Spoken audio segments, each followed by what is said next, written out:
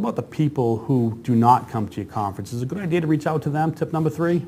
I think so. If we look at our databases, and this goes for every show everywhere, you've got more people in your database that don't come to your show than come to your show. And what you need to do is identify those top 5% and ask them, why don't you come to our show? What is it that we can do to bring you into the show? And really listen to their answers, because they have no vested interest in doing anything but telling you the truth.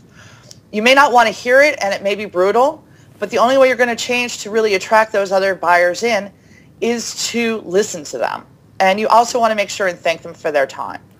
Absolutely. You know, I was part of an analytical study that we did for one of our clients. They had a pretty large meeting over in the U.S., and they noticed a decrease in their loyal attendees. So we looked at all the attendees who went to their meetings. You know, they kept coming back to back. So maybe they went 2 years in a row or 3 out of 5 years, and they stopped showing up. And, you know, our question was, why not? Exactly what you said, tip number 3, ask why.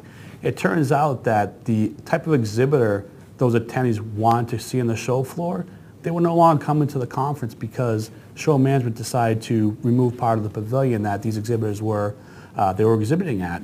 And as a result of that, they lost a lot of their loyal attendees, and they've, you know, since then they've made up for that, and their audiences has been growing up steadily.